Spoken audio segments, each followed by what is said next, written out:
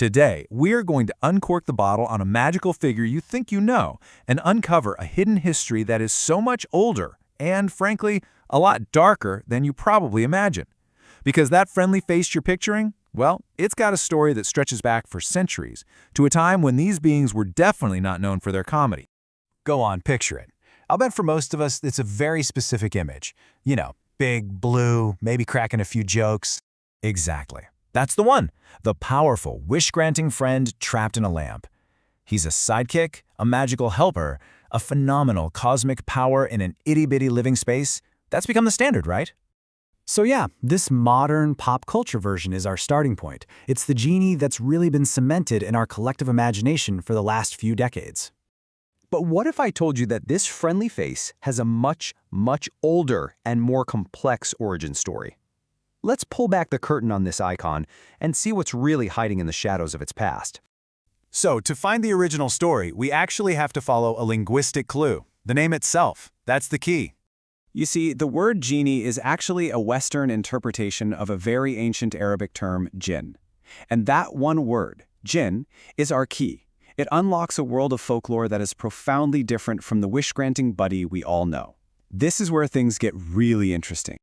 Okay, so let's step into the world of the original jinn. I want you to forget the lamp for a minute and instead think of vast deserts, shifting shadows, and ancient primal forces.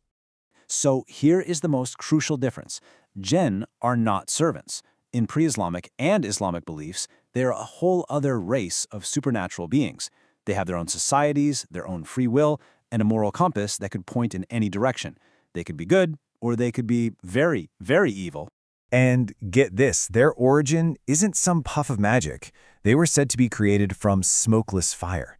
Just think about that. It's like this pure, primal energy, which really paints a picture of these powerful, otherworldly beings who are on Earth long before humans ever were.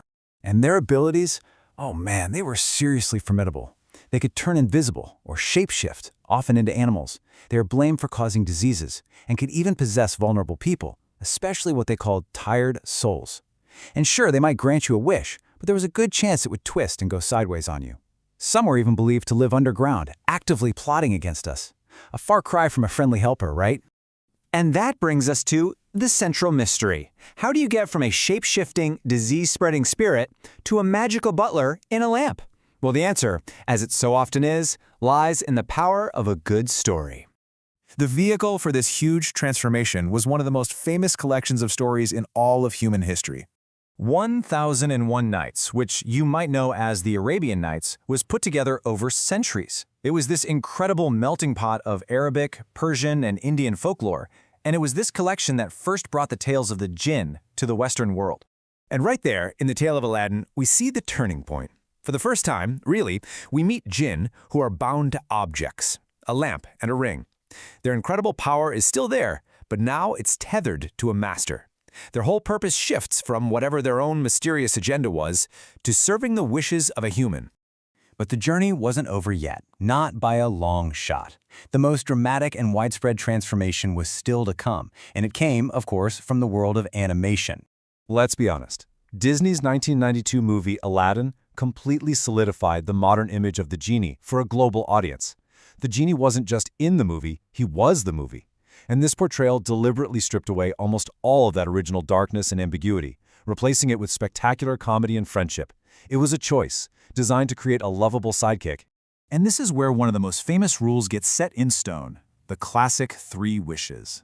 This was a brilliant move, because it simplified the jinn's boundless and sometimes dangerous magic into a neat, predictable transaction.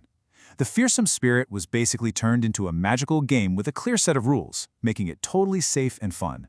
So let's just put them side by side. When you see them together, the contrast shows the complete evolution from this ancient spirit to a modern pop culture icon. So on one side you have the jinn, a feared, independent spirit born of smokeless fire, capable of both great good and terrible evil. And on the other, the genie, a pretty much benevolent magical servant whose entire life is defined by a lamp and granting wishes. The transformation is, well, it's absolute. So in the end, what we have here is this fascinating case of cultural reinterpretation. The powerful, fearsome jinn was slowly translated and softened over centuries of storytelling until it became this palatable, fantastical figure for a totally new audience. The danger was basically traded for delight. It really leaves you with a question, doesn't it? The journey from jinn to genie just goes to show how much a story can change over time. It makes you wonder, what other ancient powerful legends might be hiding just beneath the surface of the fairy tales and movies we love today?